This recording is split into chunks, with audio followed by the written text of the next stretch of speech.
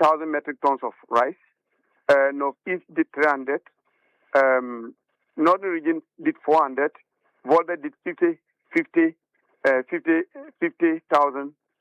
Upper West did 20,000. So if you put all together what is currently going on, it means that if you are not able to clear this glut, it will be very, very difficult for these farmers and the millers to continue come the next season. I see. And you say currently, the last time you checked, there is, you said 200,000 metric tons of rice in warehouses. For last year. That was for last year? Yeah, from last year harvest, yeah. Okay. For this year, how much do you have? What does the situation look like? So this year, the harvest is still ongoing. The figures that I just summarized, it's getting to 900,000 metric tons, the paddy.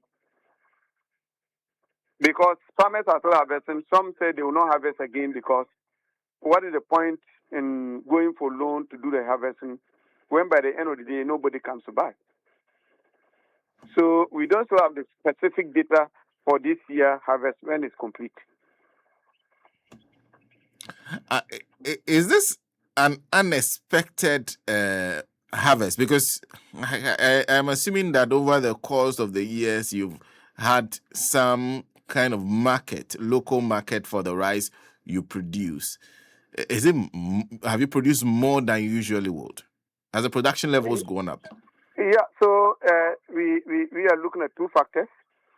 When the exchange rate stabilizes, inflation stabilizes, our produce become expensive compared to those who are producing from the neighboring countries and outside Ghana.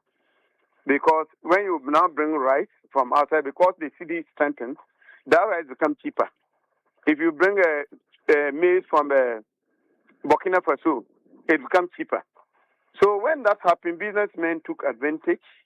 They decided to now go through those illegal borders and go and bring them.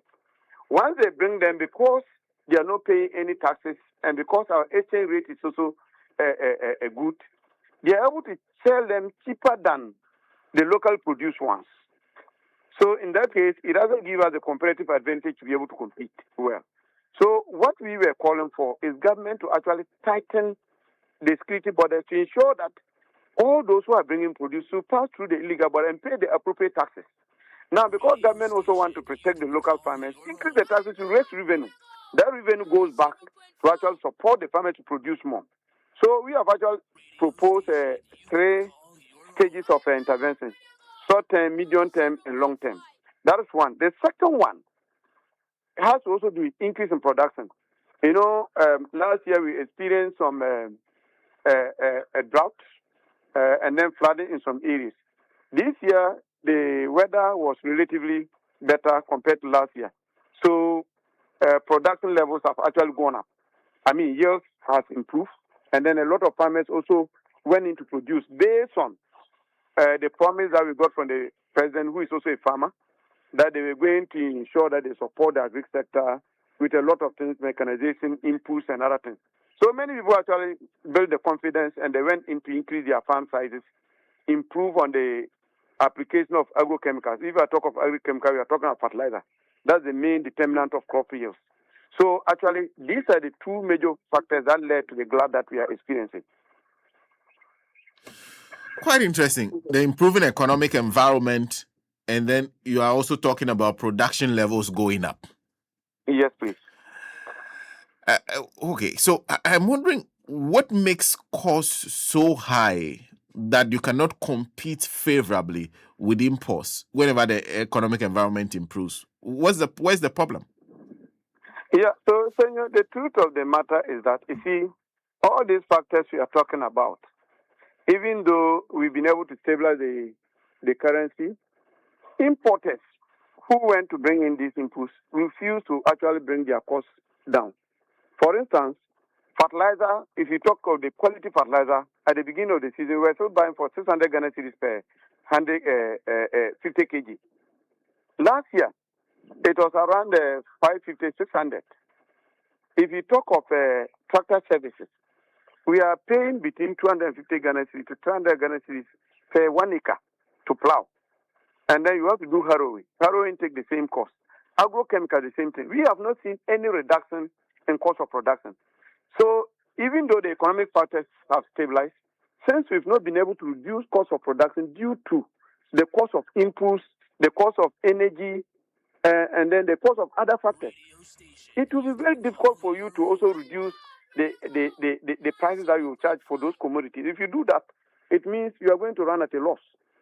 So we were looking at a situation where government, after stabilizing the economy, forced these other people to also bring their prices down. But if they maintain the same cost and then the farmer produce at a higher cost, that farmer is also expected to sell at a certain price so that you'll be able to break even at least.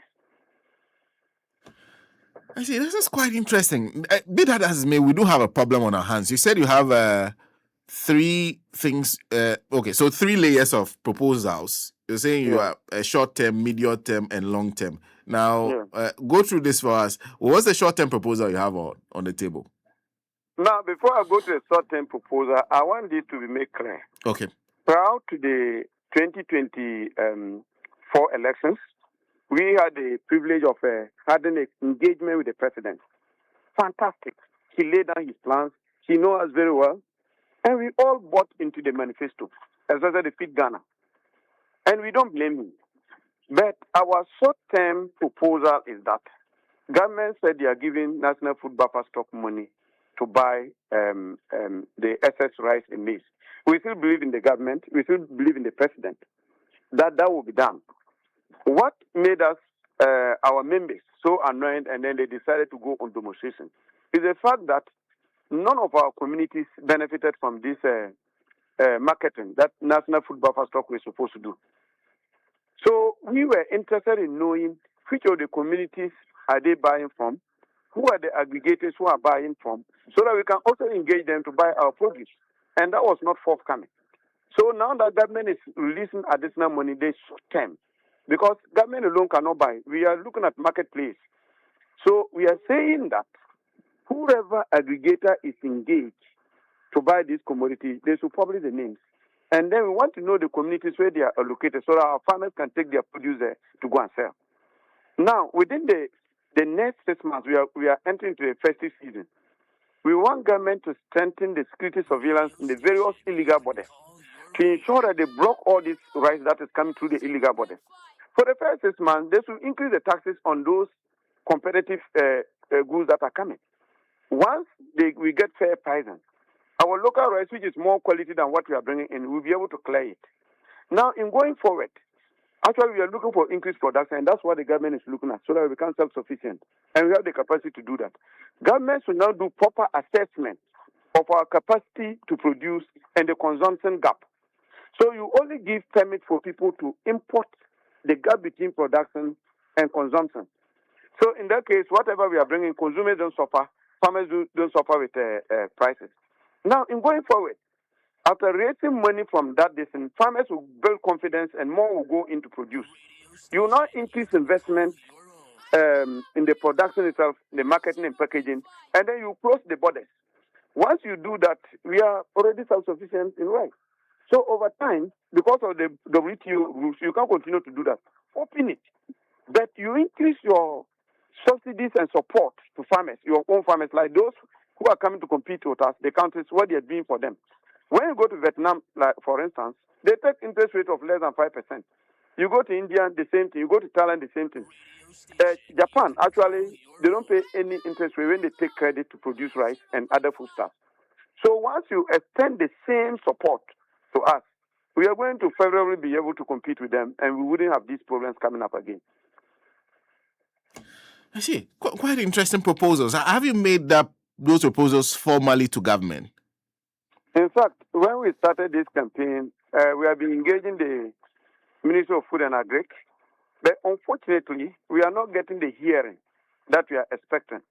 When we started this whole thing, we have sent a petition to the president, we have sent to the speaker, we have sent a couple of letters to the minister, who also happen to be our own friends. But for unknown reason, they've not seen any need to engage us to have this conversation. Even after this, I'm seeing in social media today that the president said they'll release 500 million Ghana cedis to go and clear the Glut. But nobody has engaged us to sit together with us to tell us that this is what we are doing. So that's the worrying thing. But I still have the confidence in the president because he's a farmer himself. I know what it takes to produce. So we expect to get a communication from the president that, look, this is the proposal we have for you. Can you suspend all the activities we are doing? What we are doing is not, some people are misinterpreting the whole action. They are thinking we are fighting against the government. No, that's not the case. We just want to get a hearing so that we'll be able to give them this fantastic proposal and what we can contribute as a committee to help the government become, the country become self-sufficient in the maize, in the soybeans, in the rice, and all the other commodities that we are talking about.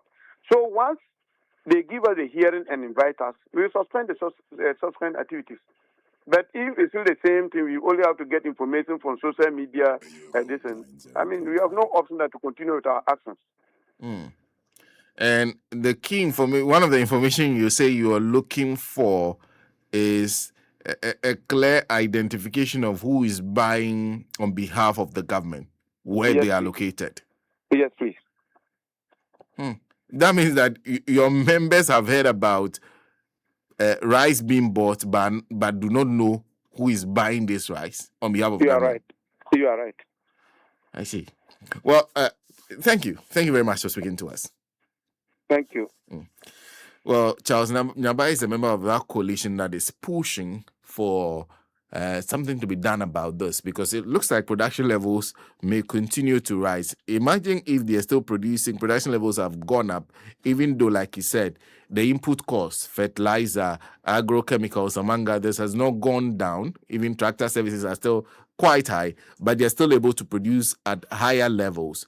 Imagine if you start to see fertilizer prices going down, you're seeing the price of agrochemicals going down, and they still decide to stick to the farming, because right now the incentive is the incentive is drying up for them. But SM, I don't know. Have you seen that story with the president saying that they are releasing additional money to take care of the gluts? But